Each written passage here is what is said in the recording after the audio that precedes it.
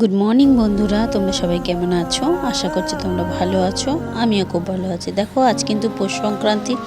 সকালবেলা উঠে একটু বাড়ির আশেপাশে হাঁটাহাঁটি করছিলাম। এত ঠান্ডার কুয়াশা, যার জন্য আর মর্নিং ওয়ার্কে বেরোনো বা মাঠে যাওয়া একদমই হচ্ছে না। বাড়িতেই রয়েছি দেখো। তারপর আজকে তো সংক্রান্তি, অনেকের বাড়িতে পুজো টুজো হয়, আমাদের বাড়িতেও ছোট্ট করে একটা পুজো হয়। অনেকের বাড়িতে অনেক নিয়ম, গচা গাছ ফুটে চড়ু টুরু রান্না করে হয়। আমাদের বাড়িতে ছোট্ট করেই পুজো হয়। দেখার পুজোটা কিন্তু মাই করে। এভাবে ছোট্ট করে গুছিয়ে গেছে মা। সকাল সকালই পুজো করে নিয়েছে, ঠান্ডা ছিল কিন্তু প্রচুর, তা মা সকাল সকালই পুজোটা সেরে নিয়েছে।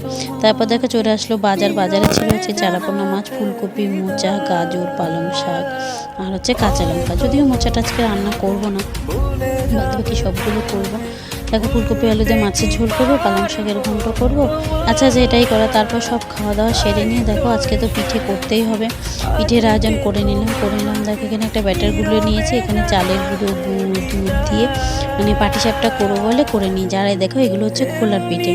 এগুলো তো উনুনেই ভালো হয়, মাটির ইয়েতে, কিন্তু আমাদের তো বাড়িতে গ্যাস ছাড়া উপায় নেই, উনুনে রান্না করার সেরকম মানে পরিস্থিতি নেই বা ব্যবস্থা নেই। তাই জন্য দেখো এই ননস্টিকের এটার মধ্যেই করি। এটা কিন্তু খুব সুন্দর ওঠে।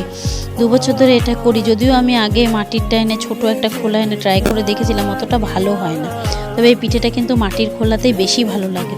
কিন্তু আমাদের তার এখন উপায় নেই, কি করব, সেই উনুনে রান্নার তাই এতেই করা হলো। তারপর দেখো আমি করে নিয়েছি এক এক করে পাটিসাপটাগুলো ভাজতে শুরু করছি। অনেক রকম করিনি, তবে পারি টুকটাক একটু একটু, এখন মোটামুটি শিখে গেছি সবই করতে।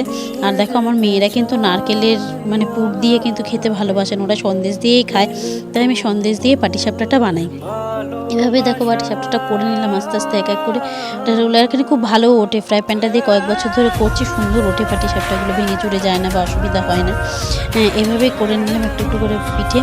আর করেছিলাম দেখো পাটিসাপটা, আর হচ্ছে খোলার পিঠে, আর হচ্ছে খোলার পিঠে দিয়ে একটু পায়েস করেছিলাম, এই করেছিলাম। আর সবার বাড়িতেই কম বেশি হয়েছে, আমিও একটু করেছি।